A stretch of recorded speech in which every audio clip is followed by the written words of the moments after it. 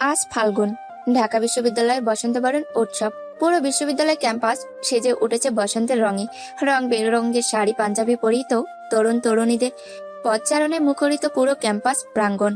বিনীতা, রূপন্তী, মিথিলা তিনজনেই আজ হলুদ শাড়ি পরেছে। তুহিন আর রাহাত পরেছে সাদা পাঞ্জাবি।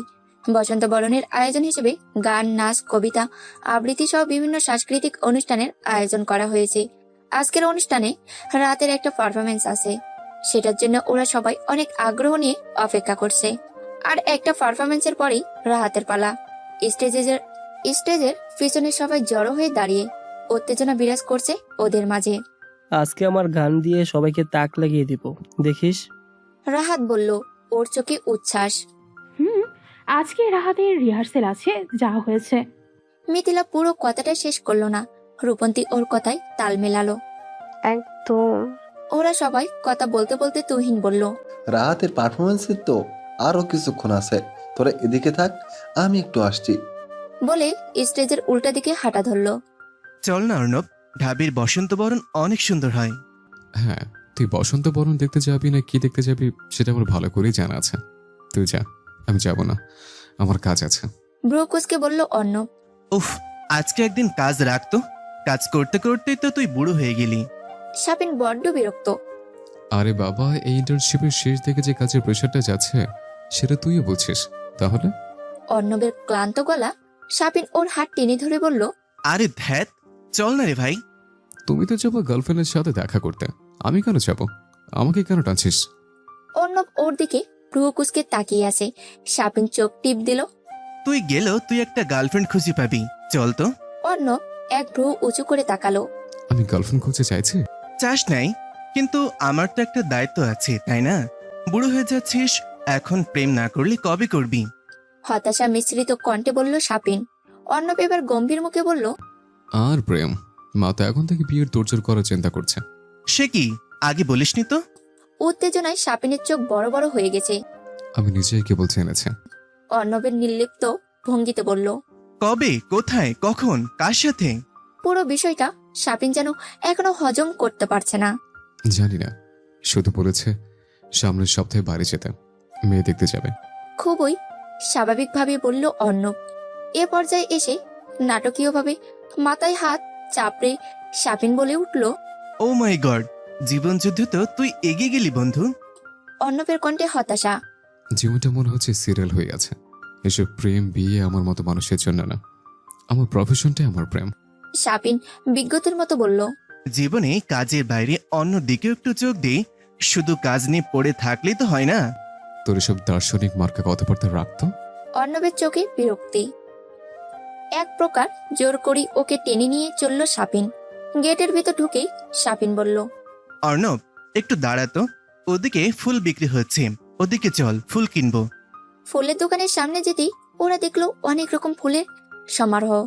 গাঁদা, বেলি, গোলাপ, রজনীগন্ধা সহ আরো অনেক ফুল। রূপন্তীর জন্য শাপিন নিল একটা রজনীগন্ধার গাজরা আর কয়েকটা লাল গোলাপ। অর্ণব দাঁড়িয়ে আছে পাশেই। আমাকে দুটো বেলি ফুলে মালা দিন তো। শাপিন সন্দেহজনক দৃষ্টিতে তাকালে ওর দিকে। কার জন্য নিচ্ছিস? ব্রোকুসকে তাকালো অর্ণব। কার জন্য আবার? নিজের জন্য। ফুল কেনা শেষ হতেই ওরা স্টেজের দিকে হাঁটতে শুরু করলো। কিছুদূর এগোতেই শাপিন খেয়াল করলো টাকা দেওয়ার সময় ও রজনীগন্ধার গাজরাটা দোকানেই ফেলে এসেছে। ও তৎক্ষণাৎ অর্ণবকে বলল, তুই স্টেজের দিকে আগা, আমি গাজরাটা নিয়ে আসছি। বলে শাপিন আবার ফিরে গেল ফুলের দোকানের কাছে। অর্ণব সামনের দিকে হাঁটতে শুরু করলো। চলমান পারফরমেন্সটা শেষ হতেই অনুষ্ঠানের উপস্থাপক পরের অংশগ্রহণকারীর নাম ঘোষণা করলো। এর পরেরটাই রাহাতের পারফরমেন্স। এর মধ্যে রূপন্তী খেয়াল করলো তুহিন এখনো ফেরেনি। এই তুহিনটা আবার কোথায় গেল? এখনই রাহাতের পারফরমেন্স মিস করে ফেলবে তো। রূপন্তীর কথায় একটু চিন্তিত হয়ে বিনীতা বলল, দাঁড়া, আমি দেখছি। মিথিলা সাবধান করলো ওকে। ওকে খুঁজতে যেয়ে তুইও আবার মিস করে ফেলিস না, তাড়াতাড়ি আয়। হ্যাঁ, আসছি। ওদেরকে আশ্বস্ত করি শাড়ি সামলে প্রায় দৌড়ে বেরিয়ে গেল বিনীতা।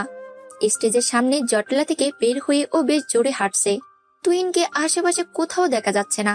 বিনীতা আশেপাশে তাকাতে তাকাতে হাঁটছে। তুহিন নেই কোথাও। হঠাৎ করে সামনে শক্ত কিছু একটার সাথে ধাক্কা খেয়ে প্রায় পড়েই যাচ্ছিল ও। ঠিক সেই মুহূর্তে একটা বলিষ্ঠ পুরুষালী হাত ওকে পড়ে যাওয়া থেকে আটকালো। ভয়ে ও চোখ খিচে বন্ধ করে রেখেছে। কিছু সময় যেতেই যখন অনুভব করলো ওর হাতটা একটা শক্ত হাতের বন্ধনে আটকা পড়েছে, ধীরে ধীরে চোখ মেলে তাকালো ও। বুকের ধুকপোকানি এতটাই প্রবল যে বাইরে থেকেও বোধহয় শোনা যাচ্ছে। প্রথমে ওর চোখ গেল হাতের দিকে। একটা সুগঠিত পুরুষালী হাত ওর হাত ধরে রেখেছে ভীষণ শক্ত করে, যেন ওকে পড়তে দিবে না কিছুতেই। হাতের মালিককে দেখার জন্য উপরে তাকাতেই দেখা মিলল এক অর্ধ পরিচিত মুখ। এইভাবে হন্তদন্ত হয়ে কোথায় যাচ্ছেন? আপনি হঠাৎ এখানে? বিনীতার অবাক কণ্ঠস্বর। হ্যাঁ, আপনাদের প্রোগ্রাম দেখতে চলে এলাম। কেন, আসার বারণ বুঝি? একদমই না, বারণ কেন হবে? দ্রুত বলে উঠল বিনীতা। বিনীতার হাত তখনও অর্ণবের হাতের মুঠোয়। বিনীতা একটু থমকে গিয়ে ফের তাকালো ওর হাতের দিকে। ওর দৃষ্টি অনুসরণ করে অর্ণবও এবার তাকালো। ব্যাপারটা বুঝতে পেরে তৎক্ষণাৎ ছেড়ে দিল হাতটা। বললেন না তো কোথায় যাচ্ছিলেন? যেন কিছুই হয়নি এমন ভঙ্গিতে জিজ্ঞেস করলো অর্ণব।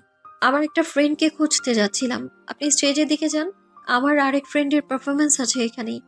নার্ভাসনেসে বিনীতার দৃষ্টি ঘুরছে এদিক ওদিক।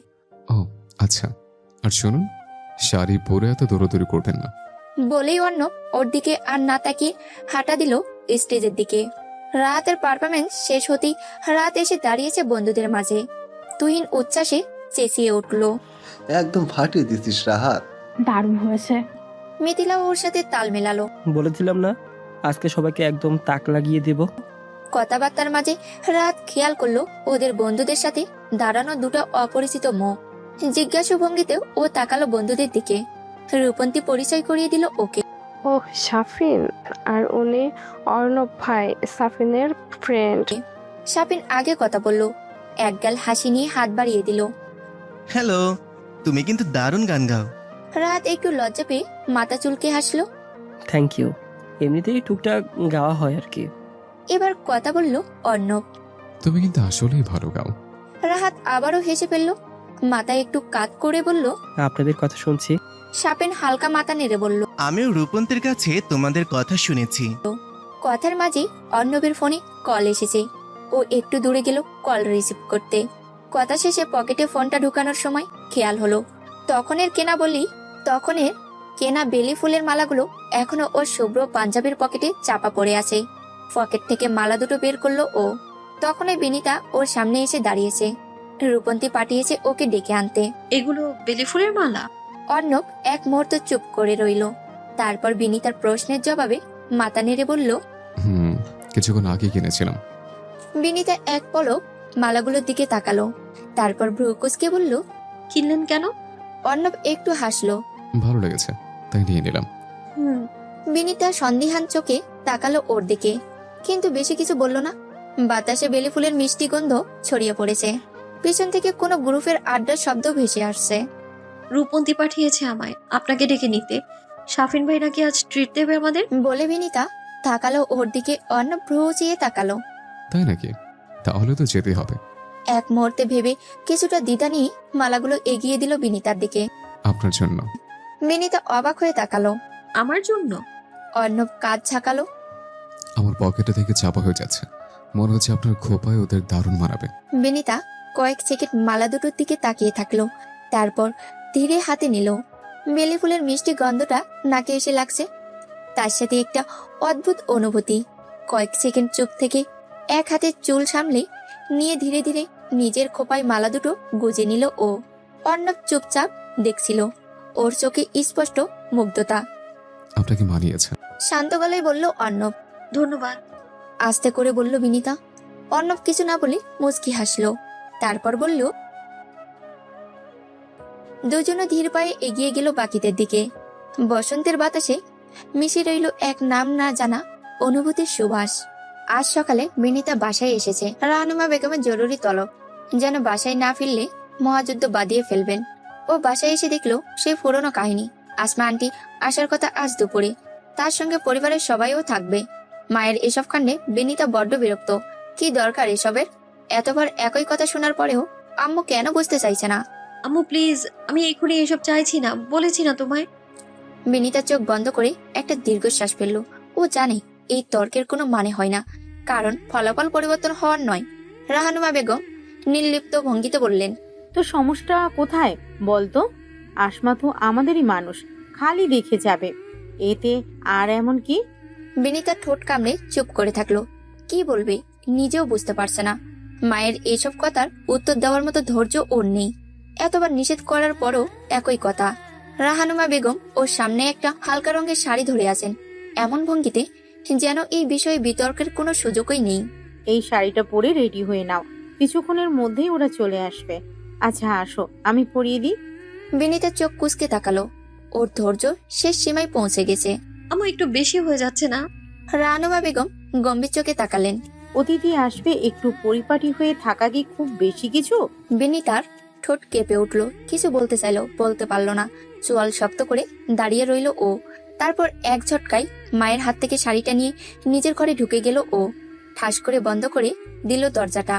বিছানায় শাড়িটা ছুঁড়ে ফেলে আয়নার সামনে দাঁড়ালো বিনিতা। রাগে গাল দুটো লাল হয়ে আসে। ওর মাথার ভিতরটা এলোমেলো হয়ে যাচ্ছে। আজকের দিনটা কিভাবে সামলাবে ও জানে না। বাইরে বেশ কিছু মানুষের কথাবার্তা শোনা যাচ্ছে। আসমা আন্টিরা বোধহয় চলে এসেছে। টুকটাক হাসির শব্দ, পানির গ্লাস রাখার আওয়াজ, খুশি খুশি গুঞ্জব, সব মিলিয়ে বোঝাই যাচ্ছে সবাই বেশ উচ্ছ্বসিত। বিনিতা আয়নার সামনে দাঁড়িয়ে নিজের প্রতিচ্ছবির দিকে তাকালো। চোখে অস্থিরতা ফুটে উঠেছে ওর, মুখে থমথমে। আজকের এই পরিস্থিতির জন্য ও একেবারেই প্রস্তুত ছিল না। ফোনটা হাতে নিয়ে বার কয়েক স্ক্রল করলো ও, কিন্তু মন বসছে না। নোটিফিকেশনগুলো যেন বিরক্তকর লাগছে। হঠাৎ করে মনে হলো, যদি এখনই দরজাটা বন্ধ করে দিয়ে ফোন সাইলেন্ট করে বিছানার নিচে লুকিয়ে থাকে তাহলে কেমন হয়। নিজের ওই ভাবনায় নিজেই বিরক্ত হয়ে ফোনটা বিছানায় ছুঁড়ে ফেললো বিনিতা। কিছুক্ষণ পর রাহানুমা বেগমের ডাক এলো। বিনিতা মা, একবার এসো। বিনিতা চোখ বন্ধ করে এক গভীর নিঃশ্বাস নিল।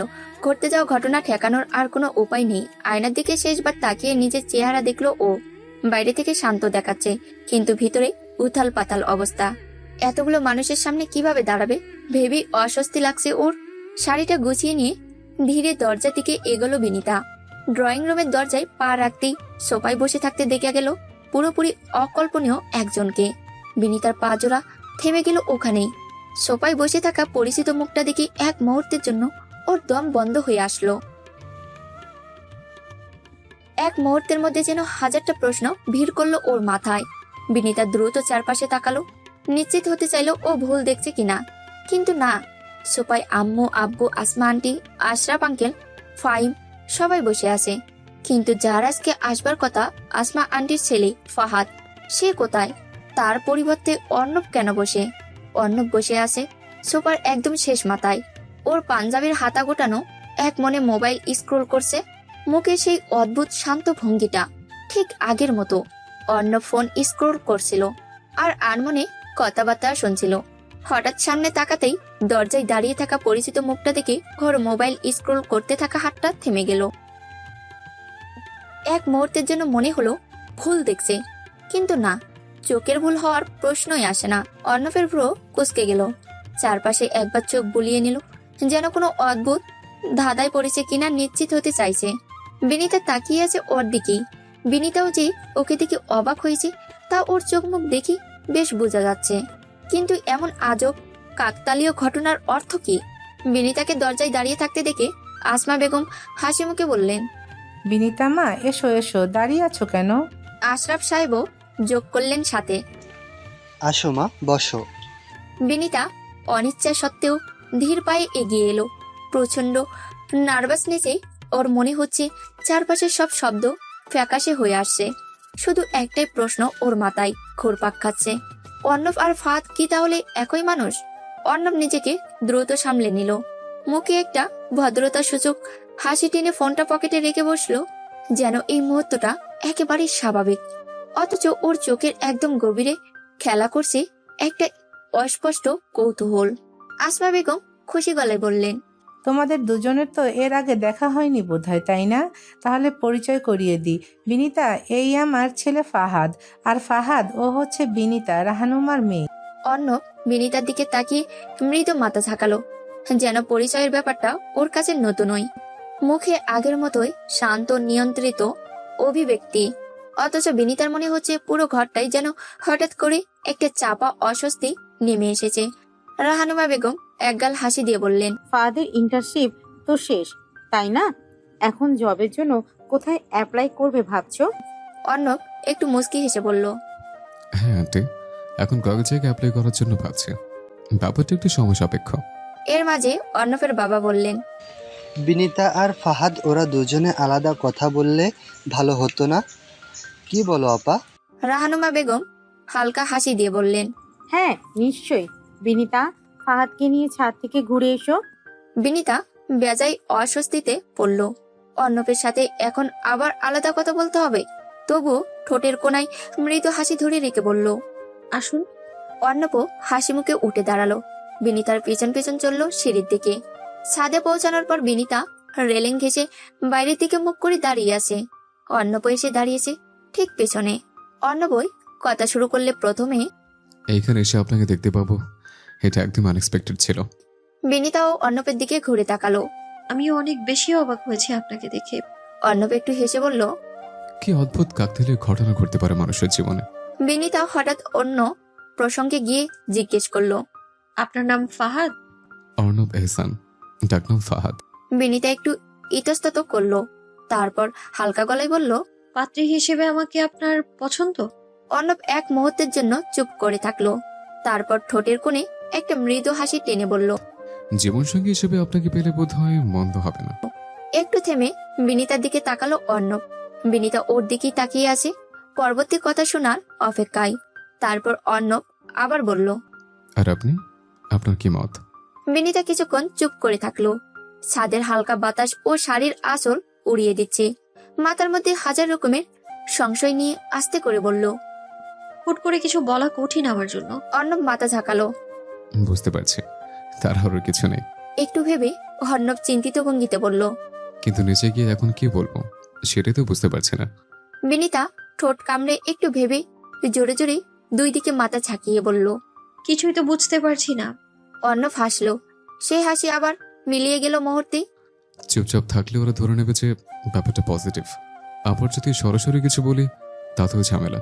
বিনিতা এবার সত্যি চিন্তায় পড়ে গেল। অস্বস্তি নিয়ে বলল, আমরা তো মাত্র কথা বলা শুরু করলাম, এর মধ্যে সিদ্ধান্তে আসতে হবে। অর্ণব এবার একটু গম্ভীর হলো। ফাইনাল সিদ্ধান্ত নেওয়ার কথায় কেউ বলেনি, কিন্তু কিছু তো বলতে হবে, তাই না? বিনিতা ধীরে সুস্থে মাথা নাড়ল। হয়তো বলার চেয়ে কিছু না বলাই ভালো হবে।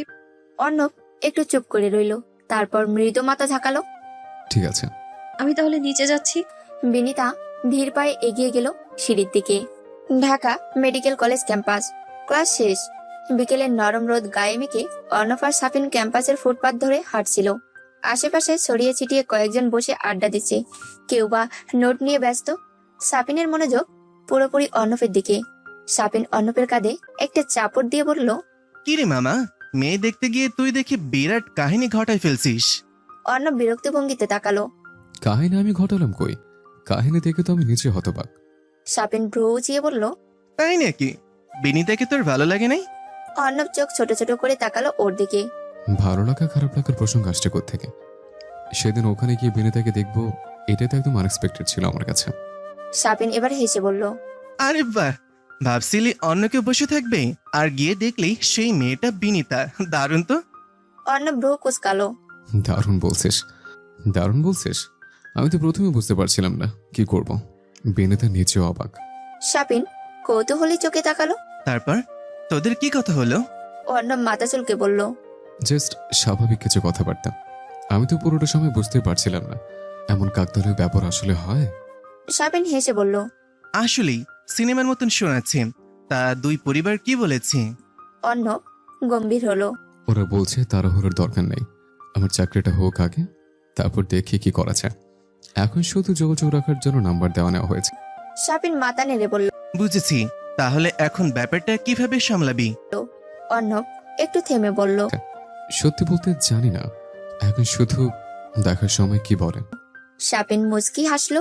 দোস্ত, তো লাইভ ডিরেক্ট কোনো নাটক হয়ে যাচ্ছে, শুধু ব্যাকগ্রাউন্ড মিউজিকটাই বাকি।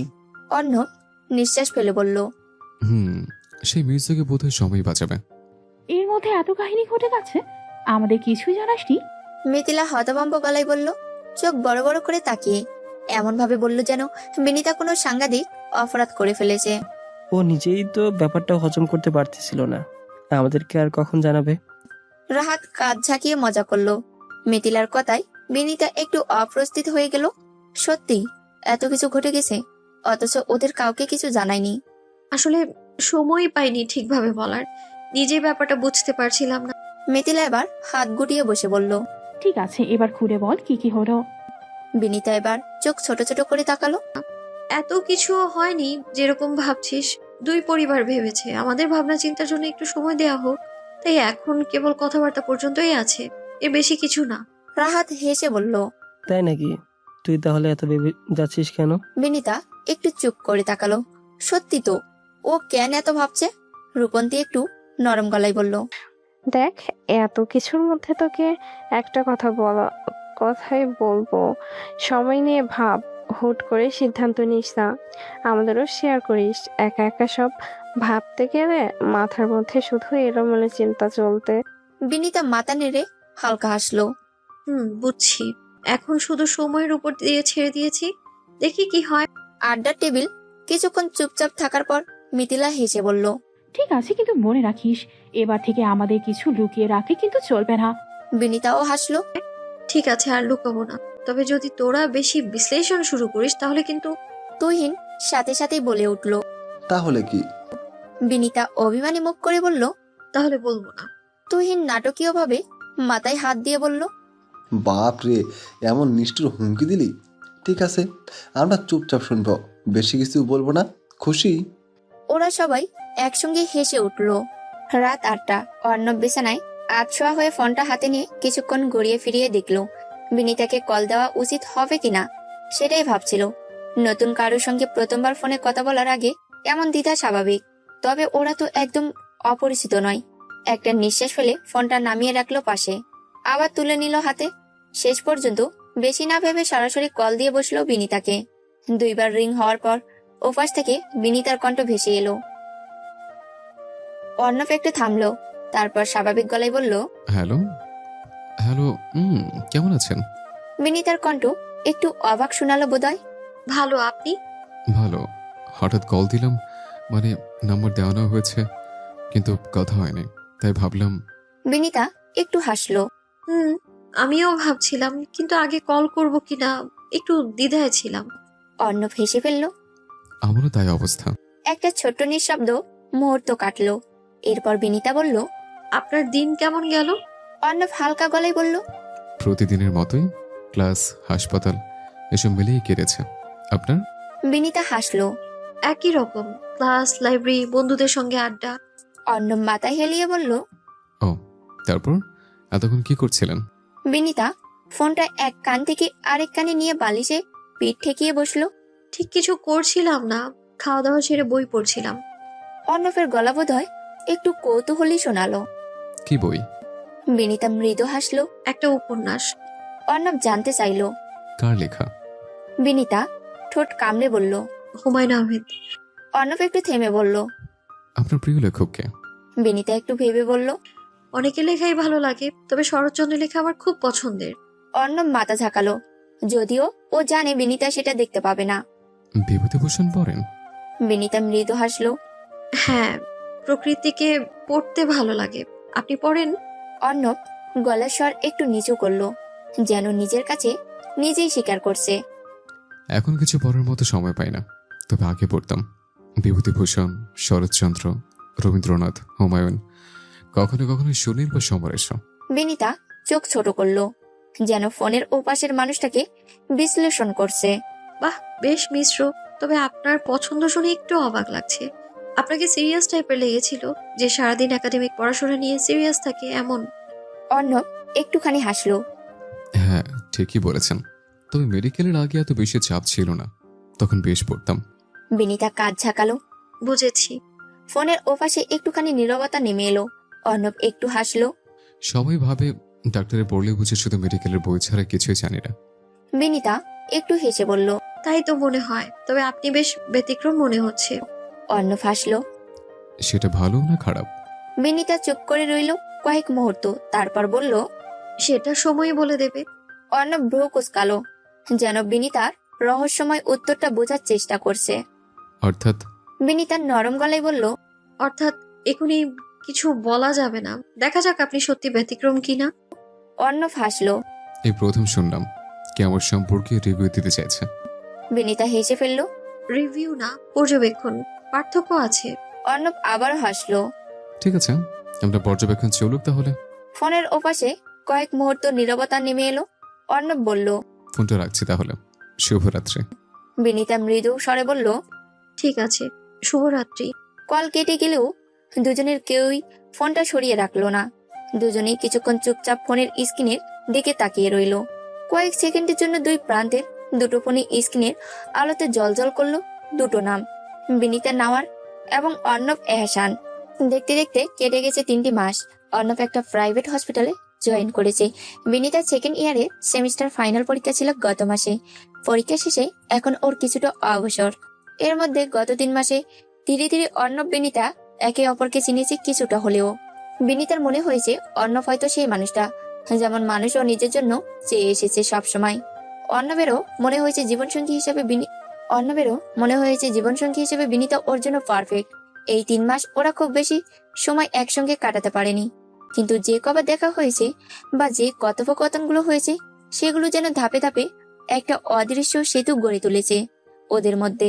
এক বিকেলে বিনিতা জানালার পাশে বসে উদাস মনে তাকিয়েছিল বাইরে থেকে। হঠাৎ ফোনটা বেজে উঠলো। অর্ণবের নাম ভেসে উঠেছে স্ক্রিনে। হ্যালো। কি করছিলেন? এমনি বসেছিলাম। তাহলে একটু বের হবেন? বিনিতা একটু অবাক হলো। অর্ণব সাধারণত এমন হুটহাট ডাকে না।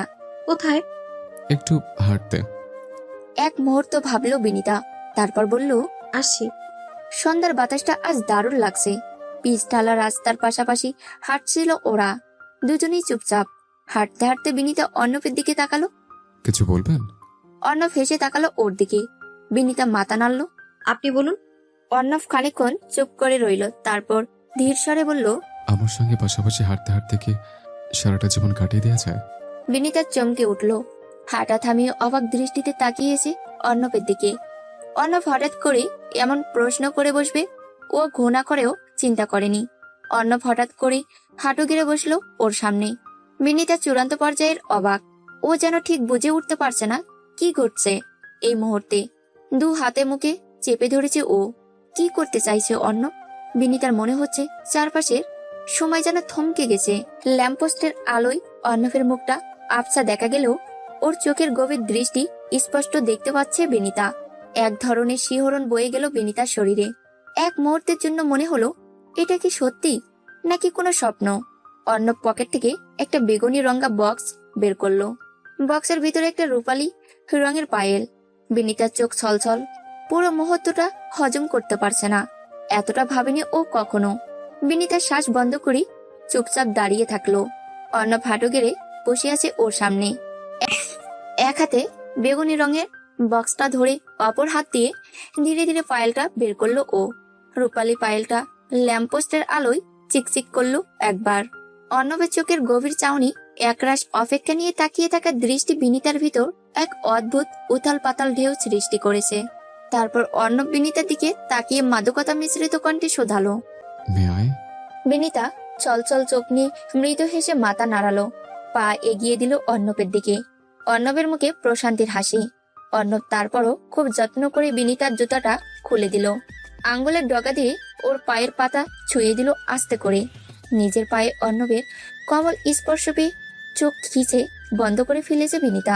প্রথম স্পর্শ বিনিতা অনুভব করলো ওর হৃদয় আর শরীর দুটোই কাঁপছে একসাথে। অর্ণব কোনো তাড়াহুড়ো করলো না। ধীরে ধীরে ওর পাটা উঠিয়ে নিল ওর হাঁটুর উপর। তারপর পায়েলটা পরিয়ে দিল। আঙ্গুল দিয়ে আলতো করে ঠিক করে দিল ছোট্ট হুকটা। সে মুহূর্তে বিনিতার মনে হচ্ছিল ওর হৃৎপিণ্ডটা ঠিক ওখানে আটকে গেছে অর্ণবের হাতে, ওর স্পর্শে। অর্ণব খুব সাবধানে ফাইলটা ঠিক করে দিয়ে তারপর মাথা উঁচু করে তাকালো বিনিতার দিকে। বিনিতার চোখ এখনো বন্ধ। অর্ণব মৃদু স্বরে ডাকলো, বিনিতা। বিনিতা ধীরে চোখ খুলে অর্ণবের দিকে তাকালো। অর্ণব তাকিয়ে আছে গভীর দৃষ্টিতে। গাঢ় বাদামি চোখ জোড়ার দিকে তাকিয়ে বিনিতার বুক ধপ করে উঠল। আরেকবার নিজেকে সামনে বিনিতা এক টুকরো হাসি দিল অর্ণবের দিকে তাকিয়ে। অর্ণব ওর পাটা সাবধানে নামিয়ে দিয়ে উঠে দাঁড়ালো। এক মুহূর্ত তাকিয়ে থাকলো বিনিতার দিকে, তারপর খুব আস্তে কাছে এলো। বিনিতার হাতটা নিয়ে একটা নরম চুমু খেলো ওর হাতের পিঠে। বিনিতা একটা ঝাঁকুনি খেলো পুরো শরীরে। হৃৎপিণ্ডের স্পন্দন আরো তীব্র হয়ে উঠেছে এবার। অর্ণব ধীরে ধীরে ওর হাতের উপর নিজের আঙ্গুল বুলিয়ে দিল। বিনিতার চোখ আবার ঝাপসা হয়ে এলো। অদ্ভুত এক অনুভূতি নিয়ে ফিসফিস করে বলল বিনিতা, ছেড়ে যাবেন না তো কখনো? অর্ণব বিনিতার চোখে তাকালো। বিনিতার চোখে ব্যাকুলতা। অর্ণব ওর হাতটা আর একটু শক্ত করে ধরে চেপে ধরলো। কখনো না। বিনিতার চোখের কোণে পানি চিকচিক করছে, ঠোঁটের কোণায় একটা অস্পষ্ট হাসি রেখা। হৃদয়ের স্পন্দন এত দ্রুত চলছে যে ওর শ্বাস নিতে কষ্ট হচ্ছে। এত আবেগ একসাথে অনুভব করার জন্য ও প্রস্তুত ছিল না। পিচ ঢালা রাস্তায় তাকিয়ে দেখলো পিছনের ল্যাম্পপোস্টের আলোয় রাস্তার উপর অর্ণবের ছায়ার সাথে ওর ছায়াটা কেমন মিশে গেছে নিবিড় ভাবে। বিনিতা আর রূপন্তী হাঁটছিল লেকের পাড় ধরে। বসন্তের বিকেল, মৃদু মন্দ বাতাস বইছে চারপাশে। লেকের পানিতে শেষ বিকেলের আলো পড়েছে, টুকরো টুকরো সোনালী অভাব প্রতিফলন পুরোটা লেক জুড়ে। রূপন্তী জিজ্ঞেস করলো বিনিতাকে, এই জায়গাটায় তো তোর স্পেশাল মেমোরি আছে তাই না? বিনিতা চুপ করে তাকিয়ে থাকলো লেকের পানিতে। একটা শুকনো পাতা ধীরে ধীরে ভেসে চলেছে। হতে পারে, আস্তে বলল ও। রূপন্তী হাসলো। হতে পারে মানে? এখানে বসে না তুই একদিন অর্ণব ভাইকে কবিতা শুনিয়েছিলি?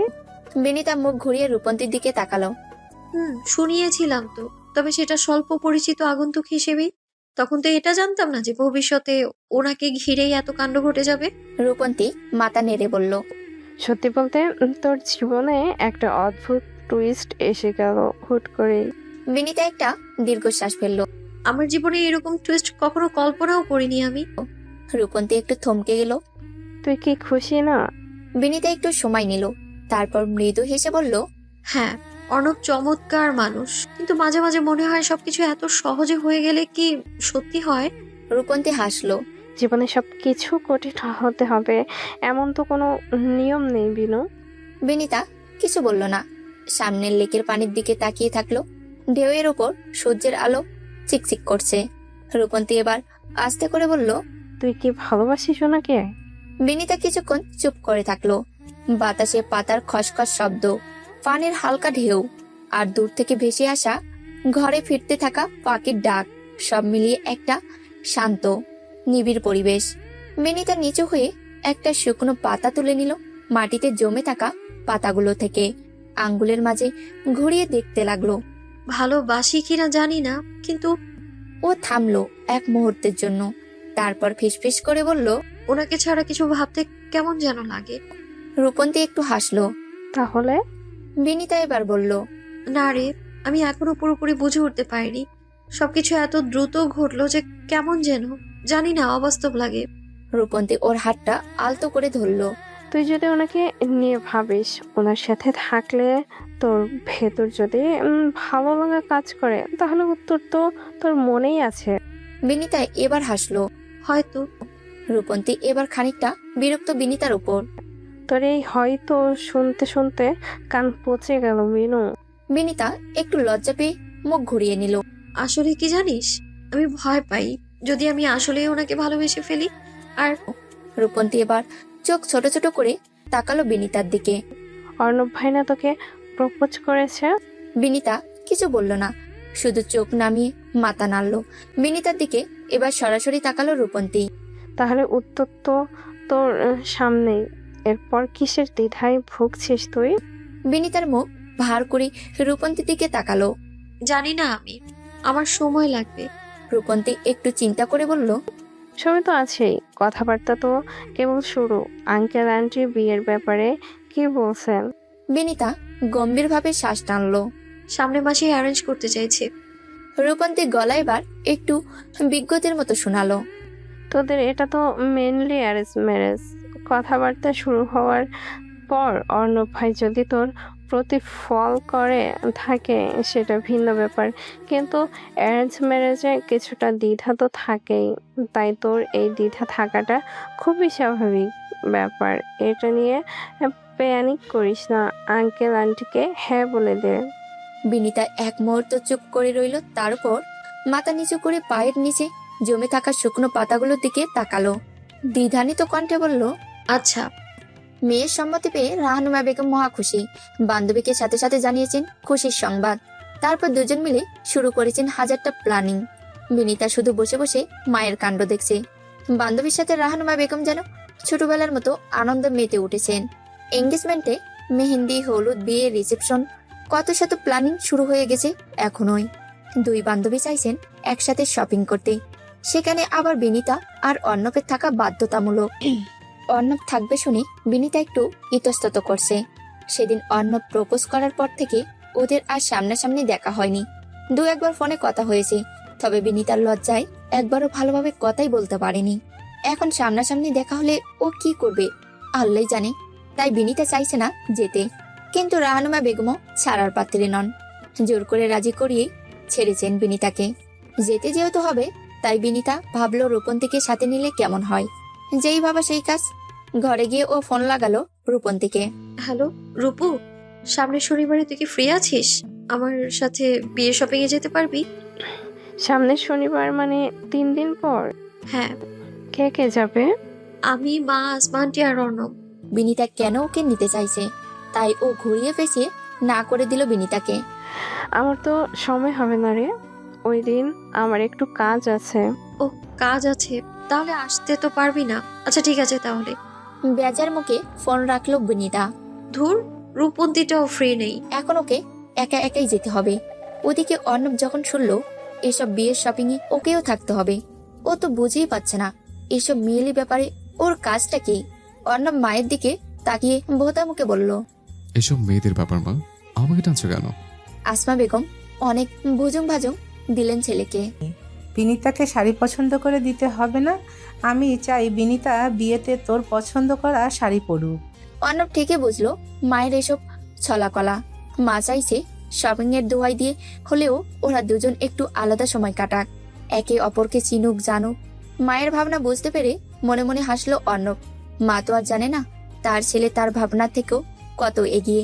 অলরেডি মায়ের হবু বৌমাকে অর্ণব প্রপোজও করে ফেলেছে, আর মা এখনো পড়ে আছে চেনা জানা নিয়ে।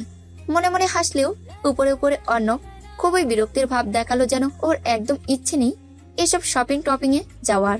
দুপুরের খাওয়া দাওয়া শেষে বিনীতা যতটা সম্ভব ধীর গতিতে রেডি হচ্ছিল, যদিও দেরি করে লাভ নেই, আজকে ওরা বের হবেই।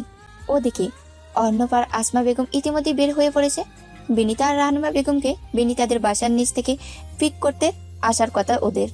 বাইরে গাড়ির হর্ন বাজতেই রাহানুমা বেগম তাড়া দিলেন বিনীতাকে। বিনীতা, তাড়াতাড়ি নিচে নামো। বিনীতা ধীর পায়ে বেরিয়ে এলো গেট দিয়ে। পিছে পিছে রাহানুমা বেগমও। গাড়ির সামনে সিটে বসে আছেন আসমা বেগম, আর ড্রাইভারের সিটে অর্ণব। আসমা বেগম ওদের দিকে হাসি মুখে বললেন, এই তো দেরি হয়নি তেমন, ওর তাড়াতাড়ি যাওয়া যাক। বিনীতা আস্তে করে পিছনের সিটে উঠে বসলো। পাশে রাহানুমা বেগম। গাড়ি চলতে শুরু করলো, আর বিনীতা জানালা দিয়ে তাকিয়ে থাকলো বাইরের দিকে। অর্ণব ড্রাইভ করছিল, আর মাঝে মধ্যে আসমা বেগমের কথা জবাব দিচ্ছিল। বিনীতা একবার আর চোখে তাকানোর চেষ্টা করলো রিয়ার ভিউ মিররে। এ কি, অর্ণবও তাকিয়ে আছে ওর দিকে।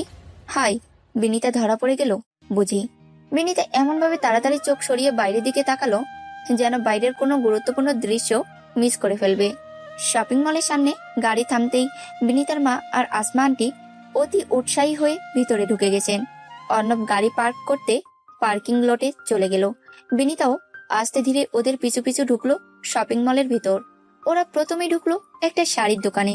ঢুকেই আসমা বেগম দোকানদারকে বলছেন সবচেয়ে সুন্দর শাড়িগুলো বের করতে। ওনার হবু বৌমা বলে কথা। বিনীতা একপাশে একটু জড়সড় হয়ে বসে আছে। ওদিকে অর্ণব এসে দাঁড়িয়েছে একটু দূরে, কিছুটা বিরক্ত। মেয়েদের শাড়ির দোকানে ঘন্টার পর ঘন্টা দাঁড়িয়ে থাকার মতো ধৈর্য ওর নেই। আচ্ছা, তুই এখানে বসে থাকবি নাকি শাড়ি দেখবি? রাহানুমা বেগম এক ঝটকায় বিনীতাকে বাস্তবে ফেরালেন। বিনীতা ইতস্তত করে দু একটা শাড়ি উল্টে পাল্টে দেখলো। দোকানদার রং বেরঙের বাহারি শাড়ি খুলে বসেছেন। এত রঙে চোখ একেবারে ধাঁধিয়ে যাওয়ার অবস্থা। এত রঙের শাড়ির ভিড়ে বিনীতা মন বসাতে পারছে না কিছুতেই। একটু দূরে দাঁড়িয়ে অর্ণব আর চোখে তাকিয়ে আছে এদিকেই। সেটা ওর সবচেয়ে বড় অস্বস্তি। মা ও আন্টি দুজনেই ওকে প্রশ্নবাণী জর্জরিত করতে শুরু করেছেন। তাই ও বাধ্য হয়ে সামনে মেলে রাখা একটা প্যাস্টেল পিস রঙের কাতান শাড়ি হাতে নিল। ঠিক তখনই এটা না। অর্ণব হঠাৎ বলে উঠল। কখন যে ও বিনিতার পাশে এসে দাঁড়িয়েছে কেউই খেয়াল করেনি। সবাই একসঙ্গে তাকালো ওর দিকে। সবাই একসঙ্গে তাকিয়েছে দেখে অর্ণব প্রথমে একটু থতমত খেয়ে গেল। না মানে এটা বোধহয় বেশি মানাবে বিনিতার গায়ে। বিনিতা অবাক হয়ে ওর হাতে থাকা লাল টুকটুকে জামদানি শাড়িটার দিকে তাকালো। উপরে সোনালি সুতোর কাজ সৌন্দর্যে চোখ একেবারে ধাঁধিয়ে যাচ্ছে। রাহানুমা বেগম বললেন। দেখলি, ছেলেরা মেয়েদের চেয়েও ভালো বোঝে। আসমা বেগম বললেন। অর্ণব দেখি নিজের বইয়ের জন্য সবচেয়ে সেরাটা পছন্দ করেছে। আসমা বেগম হাসলেন। অর্ণব কাশি দিয়ে চোখ ঘুরিয়ে নিল আর বিনিতার শাড়ির দিকে এমন ভাবে মনোযোগ দিল যেন ওর আশেপাশে শাড়ি ছাড়া আর কিচ্ছুটি নেই। কিন্তু মুখের লালচে আভাটা ঠিকই ওকে ফাঁসিয়ে দিচ্ছে। এই নাও, শাড়িতে একবার ট্রায়াল দিয়ে দেখো। আসমা আন্টি এক প্রকার জোর করে শাড়িটা ওর হাতে ধরিয়ে দিলেন। বিনিতা একটু ইতস্তত করে আসমা বেগমের হাত থেকে শাড়িটা নিয়ে ট্রায়াল রুমের ভিতরে চলে গেল। বিনিতাকে ভিতরে পাঠিয়ে রানুমা বেগম ভাবলেন হাতে সময় বেশি নেই। বিনিতা ট্রায়াল দিয়ে আস্তে আস্তে ওনারা পাশের দর্জির দোকান থেকে ঘুরে আসবেন। রাহানুমা বেগম পাশে দাঁড়িয়ে থাকা অর্ণবকে বললেন। তুমি এখানে থাকো, বিনিতা বের হতে হতে আমরা পাশের দোকান থেকে ঘুরে আসছি। অর্ণব সামান্য প্রতিবাদ করার চেষ্টা করলো। আন্টি, বিনিতে বের হবার পর একেবারে গেলে হতো না? আসমা বেগম সাই দিলেন বান্ধবীর কথায়। দেরি হয়ে গেছে তো, আমরা এতক্ষণে একটা কাজ এগিয়ে রাখি, তুমি থাকো এখানে। অর্ণব আর কিছু বলার আগেই দুজন পাশের দর্জির দোকানের দিকে চলে গেলেন। শপিং মলের কোলাহলে ওদের কথাবার্তা মিলিয়ে যেতে যেতে অর্ণব অনুভব করলো ট্রায়াল রুমের বাইরে ও এখন একা দাঁড়িয়ে আছে। ভিতরে বিনিতা নিজের উল্টাপাল্টা ভাবনা সরিয়ে বুকে হাত বেঁধে দাঁড়িয়ে রইল। ধৈর্য ধরে অপেক্ষা করতে লাগলো বিনিতা বের হবার। আরো মিনিট 5 পর ট্রায়াল রুমের দরজা খুললো আস্তে করে। বিনিতা ধীরে ধীরে বেরিয়ে এলো। অর্ণব এক মুহূর্তের জন্য নিঃশ্বাস নিতে ভুলে গেল। ওর সামনে দাঁড়িয়ে থাকা মেয়েটা কি সত্যি নাকি কোনো পুরনো কাব্যের পাতায় আঁকা এক নিখুঁত শিল্পকর্ম। লাল জামদানিটার ভাজে ভাজে আলো ঠিকরে পড়ছে। সোনালী কাজগুলোর চিকচিক করা শপিং মলের ঝলমলে আলোয় ওর কপালের ছোট্ট টিপটা, কানের দুল, খোলা চুল সব মিলিয়ে কেমন স্বপ্ন স্বপ্ন লাগছে অর্ণবের কাছে। মনে হচ্ছে আজকে ওর শপিং এ আসাটা সার্থক। বিনিতা ভয়ঙ্কর অস্বস্তিতে পড়ে গেছে। বাইরে এসে প্রথমে এদিক ওদিক তাকিয়ে মাকে খুঁজলো, কিন্তু ওরা যে নেই সেটা বুঝতে দেরি হলো না। তারপরই অর্ণবের দিকে চোখ পড়লো। অর্ণব ওর দিকে তাকিয়ে আছে। বিনিতা বেজায় অস্বস্তিতে হাতের আঁচলটা ঠিক করার চেষ্টা করতে করতে বলল, আমরা কোথায় গেল? অর্ণব ঠোঁটের কোণে একটা ছোট্ট হাসি ফুটে উঠল। পাশের দোকানে গেছে, বলেছে আমি যেন এখানে থাকি। ও, ছোট্ট করে বলল বিনিতা। বলার মতো আর কিছু খুঁজে পেল না ও। আম্মুরা যে কোনো আঙ্কেলে ওকে এখানে একা অর্ণবের সামনে ফেলে গেছে কিছুতেই বুঝে পেল না ও। তারপর হুট করেই অর্ণব একটু এগিয়ে এলো বিনিতার দিকে। একটু ঝুঁকে ওর দিকে তাকিয়ে মুচকি হেসে তাকালো। কি ব্যাপার ম্যাডাম, সেদিনের পর থেকে পালিয়ে পালিয়ে বেড়াচ্ছেন কেন? বিনিতার গলার কাছে কি যেন একটা আটকে গেল। কই না তো। অর্ণব ভ্রু উঁচিয়ে তাকালো। ও তাই, তাহলে আমাকে দেখলে চোখ সরিয়ে নিচ্ছেন কেন? বিনিতা আবারও দ্রুত চোখ সরিয়ে নিল। অর্ণব ঠোঁটের কোণে হাসিটা এবার চওড়া হলো যেন।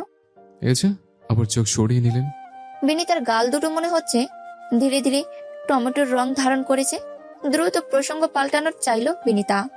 আপনি এতক্ষণ এইখানে দাঁড়িয়ে আছেন কেন? বসতে পারতেন। অর্ণব কাজ ঝাঁকালো।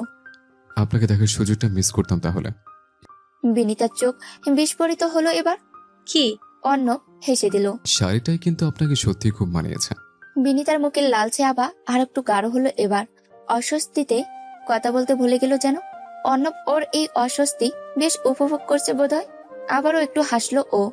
কি ব্যাপার, আপনার গালের রং দেখে শাড়ির রঙের সাথে মিলে যাচ্ছে। বিনিতার দম বন্ধ হয়ে গেল এবার। এই অর্ণবটা কি শুরু করেছে? বিনিতা যে ভয়াবহ লজ্জা পাচ্ছে সেটা কি দেখতে পাচ্ছে না ওর নাকি? এ আপনি কি শুরু করেছেন? মিনমিন করে বলার চেষ্টা করলো বিনিতা।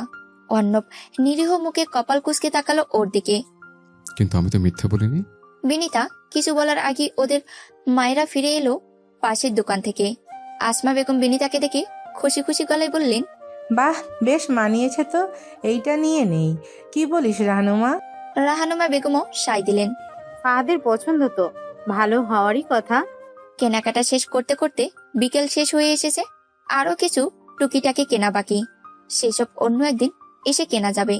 শপিং মল থেকে বের হতেই গায়ে ঠান্ডা বাতাসে ঝাপটা এসে লাগলো গায়ে। আকাশ কালচে মেঘে ঢেকে গেছে। দোকানপাটের ঝলমলে আলোয় এক অদ্ভুত পরিবেশ তৈরি হয়েছে চারপাশে। কেনাকাটা শেষ করতে করতে বিকেল শেষ হয়ে এসেছে। আরো কিছু টুকিটাকি কেনা বাকি, সেসব অন্য একদিন এসে কেনা যাবে। শপিং মল থেকে বের হতেই ঠান্ডা বাতাসে ঝাপটা এসে লাগলো গায়ে। আকাশ কালচে মেঘে ঢেকে গেছে। দোকানপাটের ঝলমলে আলোয় অদ্ভুত পরিবেশ তৈরি হয়েছে চারপাশে।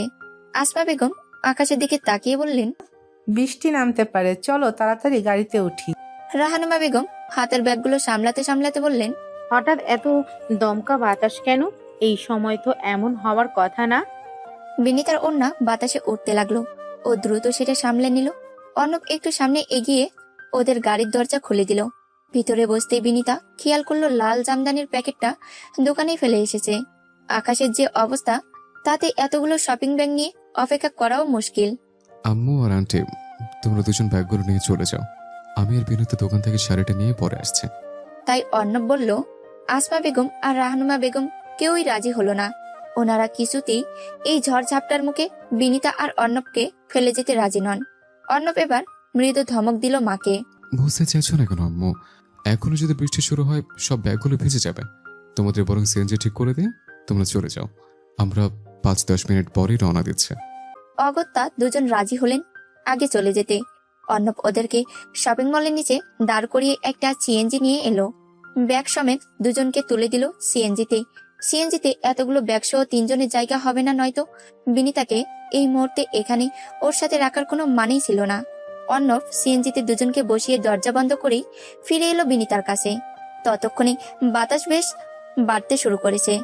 বাতাসের সাথে ধুলো উঠছে। অর্ণব দ্রুত পা বাড়ালো শপিং মলের ভিতরে। তাড়াতাড়ি আসুন, বাতাস বাড়ছে। বিনিতা কিছুটা অস্বস্তি নিয়ে হাঁটতে শুরু করলো অর্ণবের পাশে পাশে। শপিং মলের মধ্যে এখনো অনেক লোক। সবাই অস্থিরভাবে চেষ্টা করছে তাড়াতাড়ি বাড়ি ফেরার।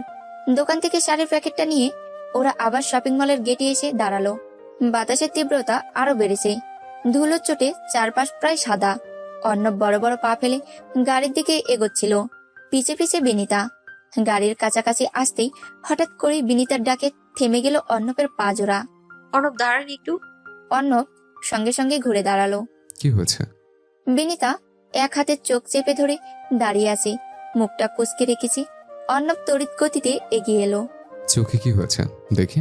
তারপর চারপাশে ধুলো খেয়াল করে বলল, দেখি, আগে গাড়িতে উঠুন। গাড়ির দরজা খুলে বিনিতার হাত ধরে বসিয়ে দিল প্যাসেঞ্জার সিটে। বিনিতাকে বসিয়ে দিয়ে এপাশে দরজা লাগিয়ে দ্রুত ঘুরে গিয়ে বসলো ড্রাইভিং সিটে। দেখি কি হচ্ছে চোখে। অর্ণবের গলাটা কেমন অস্থির শোনালো। বিনিতা তখনও হাত দিয়ে চোখ চেপে রেখেছে। মাথা নেড়ে বলল, না ঠিক আছে, একটু ধুলো ঢুকেছে মতো হয়। অর্ণব ওর কথায় কান দিল না। কাছে এসে কিছুটা জোর করেই চোখের উপর থেকে বিনিতার হাতটা সরিয়ে দিল। বিনিতার চোখ শক্ত করে বন্ধ, ভ্রু দুটোও কুঁচকে গেছে। ধুলোটা বেশ ভিতরে ঢুকেছে। এইভাবে থাকলে তো ভালো হবে না, চোখটা একটু খোলার চেষ্টা করুন। নরম গলায় বলল অর্ণব। বিনিতার চোখের পাতা সামান্য ফাঁক করতেই তীব্র জ্বালায় আবার বন্ধ করে ফেললো। মাথা নাড়ল। পারছি না তো, খুব জ্বলছে। অর্ণব নিজের কপালে হাত ঘষলো। আপনি দেখি একদম বাচ্চাদের মতো। তারপর আর অপেক্ষা করলো না, নিজেই বিনিতার চোখের পাতা 2 আঙ্গুলের সাহায্যে জোর করেই একটু ফাঁক করলো। পুরো চোখ লাল হয়ে গেছে। লাল হয়ে যাওয়া চোখের কোণ দেখে একটু যেন রাগ হলো ওর। এজন্যই বলেছিলাম চোখ বন্ধ করে রাখলে আর ধুলো উঠকে যাবে। বিনিতা ঠোঁট উল্টালো। বকছেন? অর্ণব এক মুহূর্ত তাকালো বিনিতার ঠোঁট উল্টে রাখা মুখটার দিকে। এভাবে ঠোঁট উল্টে রাখায় বড্ড ইনোসেন্ট দেখাচ্ছে চেহারাটা। অর্ণবের ইচ্ছে করলো ওর ফুলো ফুলো গাল দুটো টেনে দিতে। তবে এই মুহূর্তে সেই ইচ্ছা চেপে গম্ভীর গলায় বলল, না, বকছি না। তারপর মুখটা সামনে নিয়ে ওর চোখের একদম কাছে ঝুঁকে এলো। তারপর একবার খুব আলতো করে ফু দিল 2 আঙ্গুল দিয়ে খুলে রাখা চোখের ভিতরে। গরম বাতাসের ধাক্কায় বিনিতা কেঁপে উঠল। অর্ণবের 2 আঙ্গুলের মাঝেই চোখ আবার বন্ধ করে ফেললো। অর্ণব চোখটা খুলে আরেকবার ফু দিল। এবার একটু সময় নিয়ে বিনিতা এবার আস্তে আস্তে চোখের পাতা কাঁপিয়ে পলক পলক ফেললো। একটু ঝাপসা দেখালেও জ্বলনির ভাবটা অনেকটা কমে এসেছে। অর্ণব বিনিতার থেকে খানিকটা দূরে সরে এলো, গম্ভীর স্বরে জিজ্ঞেস করলো, এবার ঠিক আছে? বিনিতা চোখ বড় করে তাকালো, চোখের কোণে পানি জমেছে। আস্তে মাথা নেড়ে বলল, হ্যাঁ একটু ঠিক আছে। অর্ণব স্বস্তির নিঃশ্বাস ফেললো এবার। তারপর ড্রয়ার খুলে একটা ছোট পানির বোতল বের করলো। বোতলের মুখটা খুলতে খুলতে এবার কৌতুক মেশানো গলায় বলল, বেশ, তাহলে এবার তো আমাকে ধন্যবাদ দেওয়া উচিত। বিনিতা একটা মিষ্টি হাসি দিল। অনেক ধন্যবাদ। অর্ণব মাথা ঝাঁকালো। না না, এত ঠান্ডা ধন্যবাদ না, আন্তরিকভাবে বলেন। বিনিতা ঠোঁট কামড়ে হাসি চেপে বলল। অর্ণব এবার হাসলো। থ্যাংক ইউ ডাক্তার সাহেব, এবার ঠিক আছে। এই পানিটা নিন, চোখে একটু পানির ঝাপটা দিলে আরো ভালো লাগবে। বিনিতা বাধ্য মেয়ের মতো পানির বোতলটা হাতে নিল। জানালার গ্লাসটা একটু নামিয়ে চোখে পানির ঝাপটা দিল কয়েকবার। অর্ণব গাড়ি স্টার্ট দিল। সঙ্গে সঙ্গে বাইরে বৃষ্টি আচমকা বেড়ে গেল। ঝমঝম শব্দে পুরো রাস্তা ভিজিয়ে দিচ্ছে।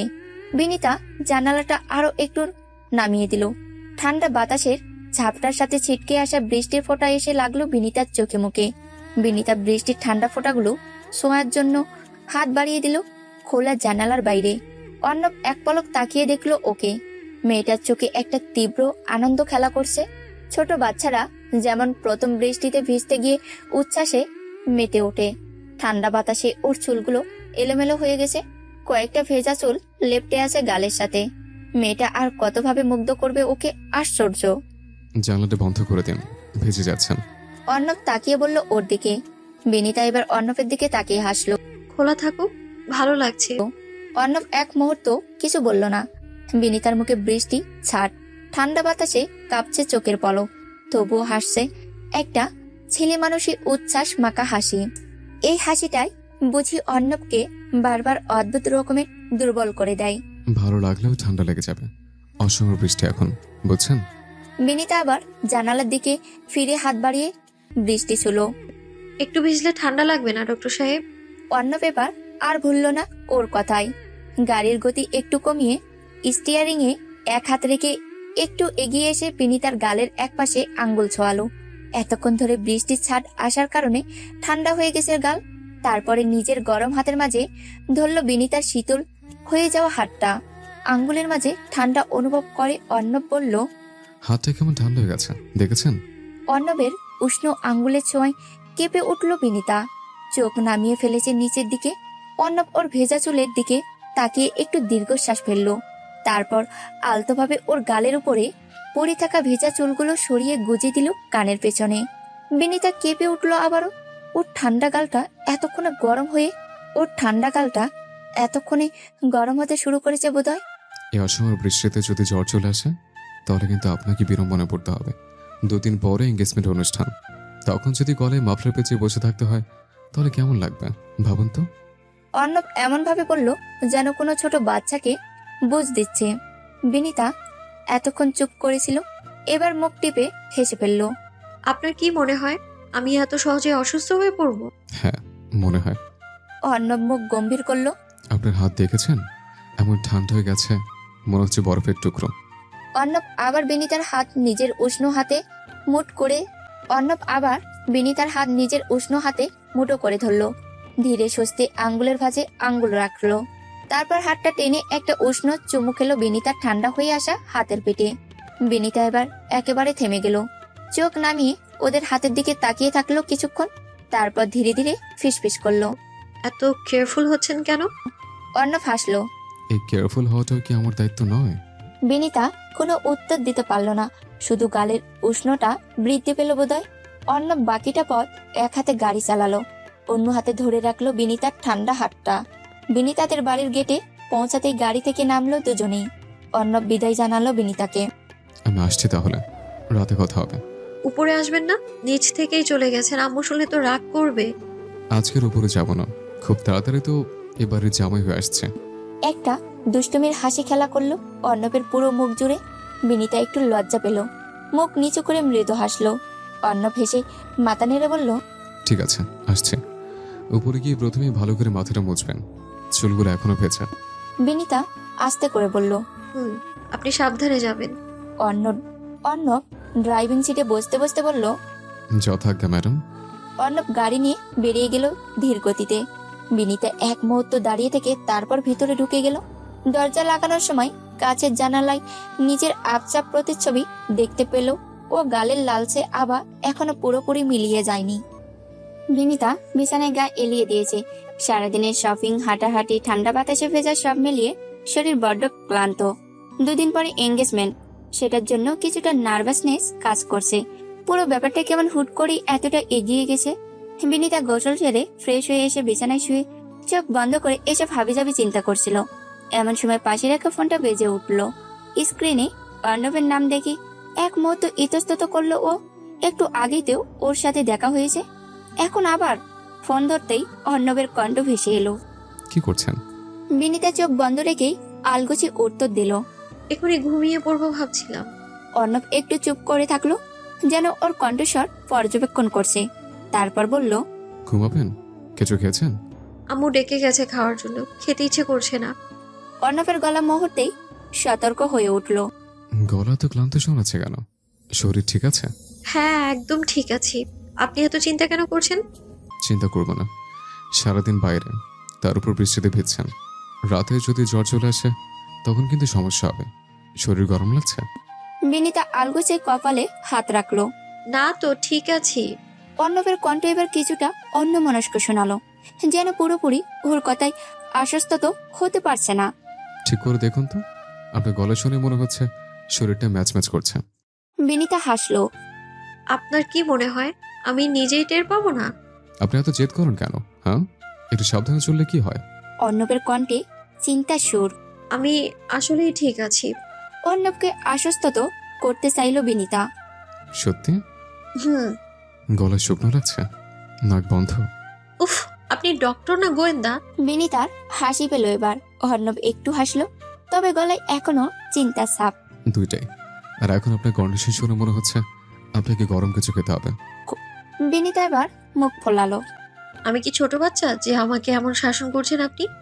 আপনি ছোট বাচ্চা হলে ব্যাপারটা বরং সহজ হতো। একটা চকলেট দেখিয়ে যা বলতাম তাই করিয়ে নিতে পারতাম। মুচকি হাসলো অর্ণব। বিনিতার মুখের হাসিটাও এবার গভীর হলো।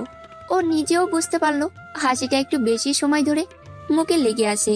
অর্ণবের যত্ন নেওয়ার এই স্বভাবটা কেমন এক অদ্ভুত অনুভূতি তৈরি করছে। আচ্ছা বাবা, কাল থেকে আপনার কথা মতোই চলবো, হলো? তাহলে এখন উঠে কিছু খাবেন, তারপর কম্বলের নিচে গিয়ে শুয়ে পড়বেন। আর শুনুন, রাতে যদি শরীর খারাপ লাগে সঙ্গে সঙ্গে ফোন করবেন, ঠিক আছে? ঠিক আছে।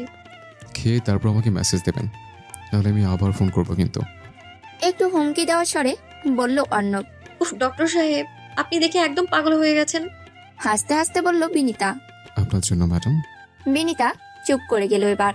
অর্ণবের শেষ কথাটা মজার ছলে বলা হলেও ওর কণ্ঠের যে গভীরতা সেটা এড়ানো মুশকিল। ফোনের ওপাশ থেকে কোনো উত্তর না পেয়ে অর্ণব আবার ডাকলো। বিনিতা। বিনিতা দ্রুত নিজেকে সামলে নিল। শুনছি। আচ্ছা ঠিক আছে, এক্ষুনি উঠে খেয়ে নেব। অর্ণব স্বস্তির নিঃশ্বাস ফেলল। গুড, এখন যান। বিনিতা বুঝতে পারলো অর্ণব ওর নার্ভাসনেসটা বুঝে ফেলেছে। তারপর মৃদু কণ্ঠে বলল, good night Arnab. Good night madam. ফোনটা কেটে গেল, কিন্তু বিনিতা স্ক্রিনের দিকে তাকিয়ে রইল কিছুক্ষণ। অর্ণবের কথাগুলো এখনো কানে বাজছে। আপনার জন্য ম্যাডাম। ও ধীরে ধীরে উঠে বসলো। মনে হলো সত্যি যেন শরীরটা একটু ম্যাচম্যাচ করছে, ক্লান্তির চেয়েও বেশি। একটা অদ্ভুত গরম ঠান্ডা মিশ্রিত অনুভূতি। তবে সেটা কি আসলেই ঠান্ডা লেগে যাওয়ার কারণে, নাকি অন্য কিছু? বিছানা থেকে উঠে ধীর পায়ে রান্নাঘরের দিকে গেলেও সত্যি গরম কিছু খাওয়া দরকার। ভারী কিছু খেতে ইচ্ছে করছে না। দুধ চিনি দিয়ে 1 কাপ গরম কফি বানিয়ে নিল বিনিতা। কফির কাপে হাত রেখে ভাবলো অর্ণব কি সবসময় এমন, নাকি শুধু ওর জন্য? ভাবতে গিয়ে একটা অদ্ভুত শিহরণ বয়ে গেল ওর পুরো শরীর জুড়ে। মোবাইলটা টেবিলে রাখা, বিনিতা ফোনটা হাতে নিল। কিছুক্ষণ ভাবলো, তারপর দ্রুত একটা মেসেজ টাইপ করলো। খেয়ে নিচ্ছি ডক্টর সাহেব, এবার নিশ্চিন্ত হয়ে যাবে। সেন্ড করে স্ক্রিনের দিকে তাকিয়ে রইল। কয়েক সেকেন্ড পরেই রিপ্লাই এলো। গুড গার্ল, এরপর থেকে একটু সাবধানে চলবেন, বুঝলেন? বিনিতা ফোনটা বুকের কাছে চেপে ধরে হেসে ফেলল। এই অর্ণবকে হয়তো ও বুঝতে শুরু করেছে একটু একটু করে। চারপাশে ছোট ছোট ফেরি লাইটস, মাথার উপর তারা ভরা আকাশ আর এক ফালি চাঁদ। এক পাশে ছোট স্টেজ, তাদের লাইটিং এর সঙ্গে সাদা ফুলের সাজ। একটা স্লো মিউজিক বাজছে ব্যাকগ্রাউন্ডে। সব মিলিয়ে এক স্বপ্নময় সন্ধ্যা। বিনীতা অর্ণবের এঙ্গেজমেন্টের আয়োজন করা হয়েছে ঢাকার নামকরা এক রেস্তোরাঁ গার্ডেনে। বিনীতা দাঁড়িয়ে আছে আয়নার সামনে, শুভ্রতায় মোড়ানো সাদা রঙের শাড়ি পরনি, চিকন সোনালি বর্ডার, কানে টানা দুল, কানের পাশে গোজা দুটো সাদা গোলাপ। বুকের কাছে হাত রেখে নিজেকে আয়নায় দেখছে বিনীতা। আসন্ন মুহূর্তের কথা চিন্তা করতেই একটা অদ্ভুত শিহরণ কাজ করছে ওর শরীর জুড়ে। তোর হাত এত ঠান্ডা কেন?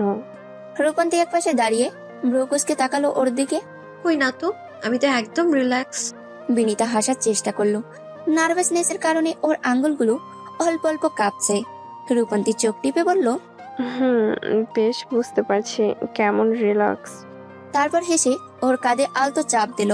একটু দম নে তো, এমন ভাব করছিস যেন তোর এনগেজমেন্ট না ভাইবা দিতে যাচ্ছিস। কি রে, আর কতক্ষণ লাগবে?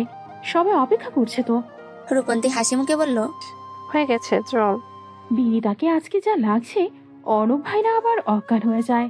ঘরের ভিতর ঢুকতে ঢুকতে বলল মিথিলা, মুখে দুষ্টু হাসি।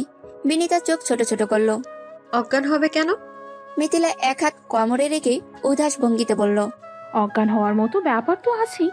এমনিতেই উনি চুপচাপ মানুষ, তার উপর তোকে দেখে মুখ ফুটে প্রশংসা করতে না পেরে যদি মাথা ঘুরে পড়ে যায়, তখন কি হবে? রূপন্তী হাসতে হাসতে বলল, তাহলে তুই কি চাস আমরা অর্ণব ভাইয়ের জন্য একটা স্ট্রেচার রেডি করে রাখি?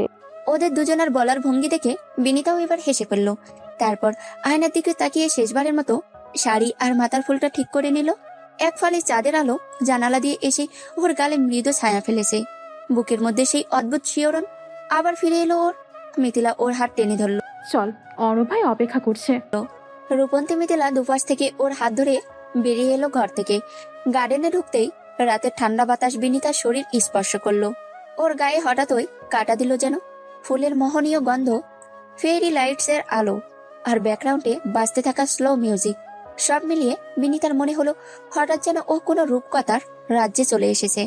আসমা বেগম এগিয়ে এলেন বিনীতার কাছে। মাশাআল্লাহ, কি সুন্দর দেখাচ্ছে আমার বৌমাকে। বিনীতার লজ্জায় মুখ তুলে তাকাতে পারল না আসমা বেগমের এমন সম্বোধনে। রানুমা বেগম এগিয়ে এসে মেয়ের হাত ধরলেন। আমার মেয়েটা আজ সত্যি রাজকন্যা হয়ে গেছে। আসমা বেগম সাই দিলেন। ঠিক বলেছিস রাহানুমা। তারপর বিনীতারা এগিয়ে গেল সাদা ফুলের সজ্জিত স্টেজের দিকে। স্টেজের কাছাকাছি যেতেই অর্ণবকে দেখা গেল। অর্ণবও বিনীতার সাথে মিলিয়ে সাদা পাঞ্জাবি পরেছে। পাঞ্জাবির উপরে রূপালী কাজ করা কোটি, চুলগুলো জেল দিয়ে সেট করে রাখা। চোখে মুগ্ধ দৃষ্টি নিয়ে তাকিয়ে আছে এদিকে। বিনীতার বুকে ধুকপুকানি বেড়ে দ্বিগুণ হলো এবার। এক মুহূর্তের জন্য মনে হলো সত্যি কি ও পুরোপুরি প্রস্তুত। অর্ণব ততক্ষণে স্টেজের উপর থেকে হাত বাড়িয়ে আছে ওর দিকে। অর্ণবের বাড়িয়ে রাখা হাত দেখে এক মুহূর্তের জন্য থমকে গেল বিনীতা। বুকের ভিতরটা কেমন যেন এলোমেলো লাগছে। হাতের আঙ্গুলগুলো আবারও কাঁপতে শুরু করেছে ওর। বিনীতার এক মুহূর্তের দ্বিধা লক্ষ্য করেই হয়তো অর্ণব একটু এগিয়ে এলো। হাতটা ধরুন। বিনীতা চোখ তুলে তাকালো, তারপর আস্তে করে হাতটা অর্ণবের হাতে রাখলো। পিছন থেকে এবার শোনা গেল রাহাত তুইনের সম্মিলিত চিৎকার। How romantic. রূপন্তী মুগ্ধ চোখে ওদের দিকে তাকিয়ে বলল। একটু আস্তে বললেও ওরা পাশে দাঁড়িয়ে থাকা শাপিন সেটা শুনে ফেললো সহজেই। তাই নাকি? আমি এর থেকেও বেশি রোমান্টিক, দেখবে? শাপিন চোখ টিপল। রূপন্তীর গাল দুটো লাল হয়ে উঠল সহসাই। উফ, তুমি? বলো বলো, আমি কি? শাপিনের কণ্ঠে দুষ্টুমি। ধ্যাত, কিছু না। অন্যদিকে মুখ ঘুরালো রূপন্তী। আমাদেরও এই মুহূর্তটা খুব তাড়াতাড়ি আসছে। Be ready baby. নার্ভাস? বিনীতার কাছাকাছি দাঁড়িয়ে নিচু গলায় জিজ্ঞেস করলো অর্ণব। একটু হাসার চেষ্টা করলো বিনীতা। রাতের ডাকে ঘোর কাটলো শাপিনদের। কিরে রূপন্তী, এখানে দাঁড়িয়ে কি করছিস? স্টেজে আংটি নিয়ে যেতে হবে না? রূপন্তী যেন এমন কিছুরই অপেক্ষা করছিল। শাপিনের হাত থেকে বাঁচার জন্য তড়িঘড়ি করে বলল, হ্যাঁ হ্যাঁ, চল। এঙ্গেজমেন্টের অ্যানাউন্সমেন্ট করলেন বিনীতার বাবা ফারুক সাহেব। রাত আর রূপন্তী এঙ্গেজমেন্ট রিং নিয়ে উঠল স্টেজে। স্টেজের মাঝখানে দাঁড়িয়ে অর্ণব বিনীতার দিকে এক নজর তাকালো। তারপর হঠাৎ করে কিছুটা পিছন সরে গিয়ে ধীরে ধীরে হাঁটু গেড়ে বসলো বিনীতার সামনে। এক মুহূর্তের জন্য পুরো গার্ডেন জুড়ে নেমে এলো পিনপতন নীরবতা। পর মধ্যেই রূপন্তী সাপিন মিথিলাদের মিলিত চিৎকারে কান প্রায় তালা লাগার জোগাড়। বিনিতা চমকে উঠে অর্ণবের দিকে তাকালো, চোখ বিভ্রান্তি আর লজ্জার মিশেল।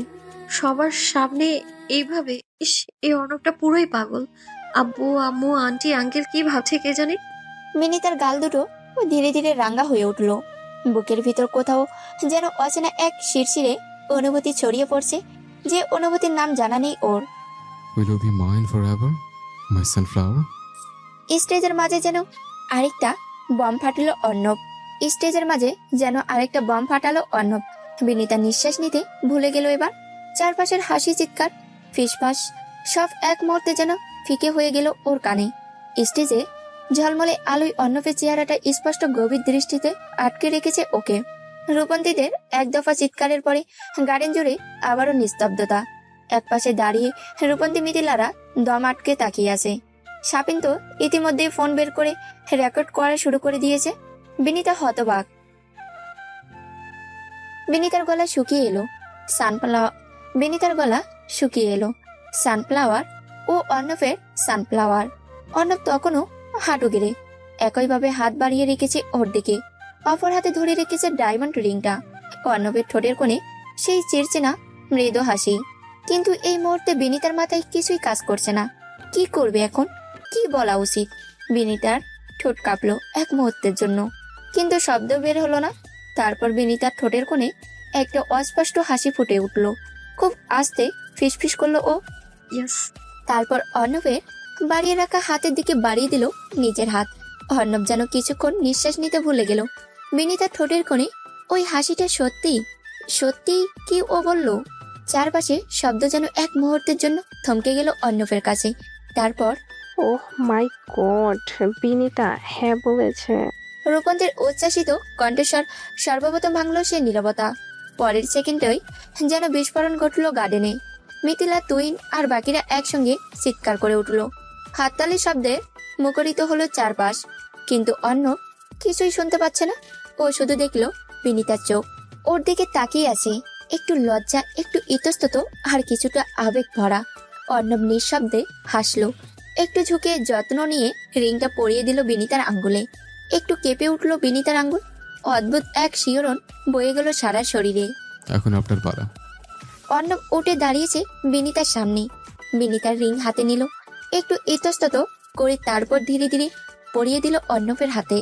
চারপাশে আবারও চিৎকার, করতালির শব্দ, ক্যামেরার ফ্ল্যাশ। কিন্তু ওদের দুজনের কাছে যেন এই মুহূর্তটায় পৃথিবী থমকে গেছে। অর্ণব হঠাৎই ওর দিকে ঝুঁকে নিচু কণ্ঠে ফিসফিস করে বলল, এবার আর পালাতে পারবে না, মাই সানফ্লাওয়ার। বিনিতার গাল দুটো আবারও রাঙ্গা হয়ে উঠল কৃষ্ণচূড়ার রঙে। হৃদস্পন্দন তাল হারিয়ে ফেলল মুহূর্তের জন্য। ওই গাঢ় বাদামি চোখ জোড়ায় ও আটকে যেতে চায় সারা জীবনের জন্য।